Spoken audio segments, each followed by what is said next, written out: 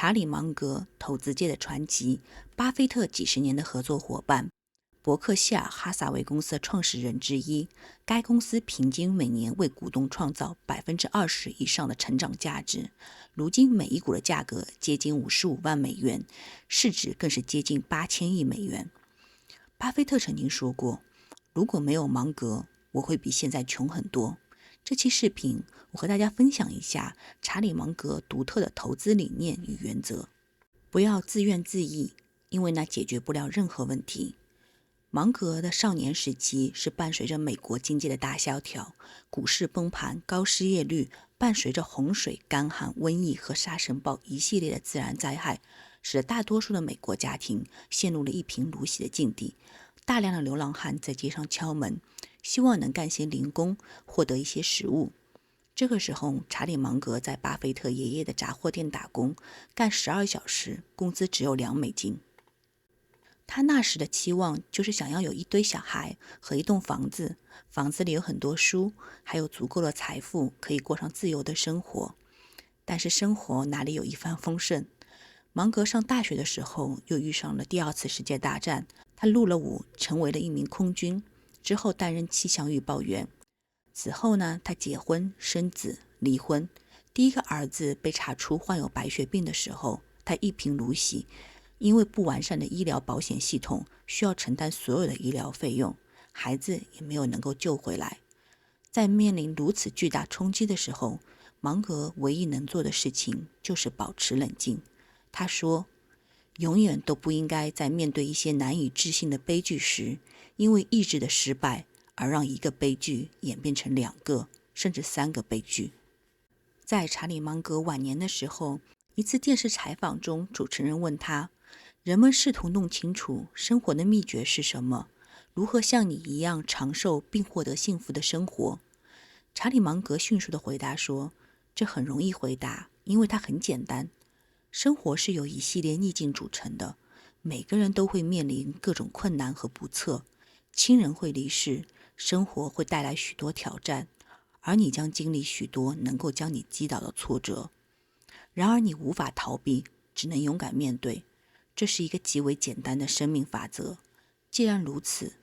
为何不用平常的心面对呢？不妒忌，不抱怨，无论面对何种的困境，都保持乐观的心态。在我们生活中，不妒忌是一种释放自己能量的方式。当我们的身边人取得成功时，我们做的不是妒忌他们，而是寻找自己的优势和成长空间。当朋友中有人创业成功，或者完成了一次精彩的旅行，我们可以将这个作为激励自己的机会，和他们交流，了解他们的经验，从中学到第一手的创业经验或者旅行的知识，并将这些经验融入到我们自己的人生规划中。这样我们不仅仅是关注别人的成就，更是在不断的学习中提升自己，为未来的发展奠定基础。而不抱怨则是摆脱困境的第一步。我们每个人都会面临生活的坎坷，但是抱怨并不会让问题迎刃而解，反而会让我们陷入更多的自我消耗中，降低我们自己的生命能量。有时候折磨我们的不是困难本身，而是对困难的过度思虑。当我们堵车的时候，抱怨不会让车速加快，我们为什么不欣赏一下窗外的景色，听一段音乐，给自己一段独处的时光？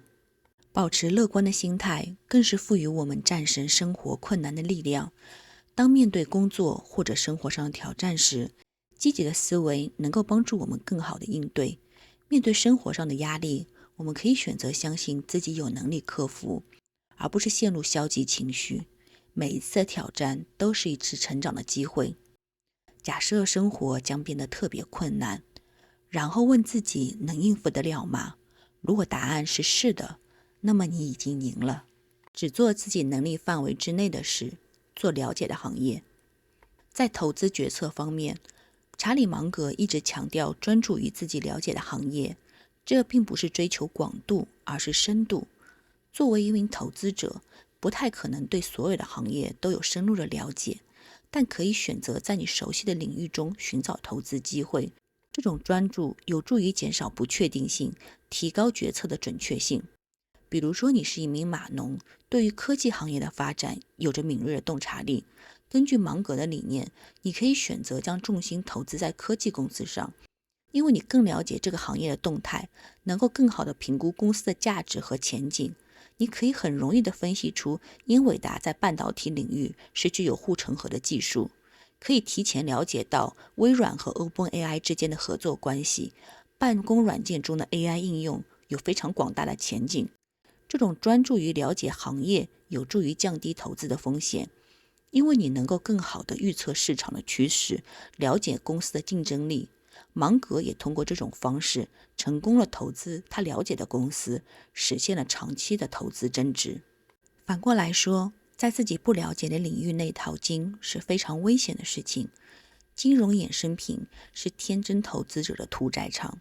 跟它对比，拉斯维加斯赌场老板们看起来仿佛是良民。最近中植系暴雷就被称之为富人被收割最惨的一次。中植系集团呢，它是中国的资产管理巨头，它有央企的背景，主要服务于中国的高净值客户，起投金额都在100万以上，客户的投资金额从300万到最高50多亿，然后在中国有20万左右的财富客户。但是就是这么大一个企业，他在11月22日向投资者就发出了道歉信，承认严重资不抵债，存在重大的持续经营风险，并且资金的缺口至少在人民币2200亿。这件事情真的要引起我们大家的警惕。大家想想看，央企背景，它的财富管理公司还是以固定收益产品信托为主，看上去风险非常低，但是它给出的收益呢，又是在8%到9%，还有一个100万投资的门槛，这就吸引了大批的有钱又不懂投资的客户。但是他们收到钱之后呢，又通过金融产品把这些钱投到地产、煤炭、矿产、新能源这些更高预期收益的产品中，一层套一层，非常复杂。最后地产业出现了危机，经济形势一个不好，当初预想的这些收益非但没有办法兑现，本金的亏损还需要投资者们来承担。这其实不是一个偶然事件，也不只有中国发生。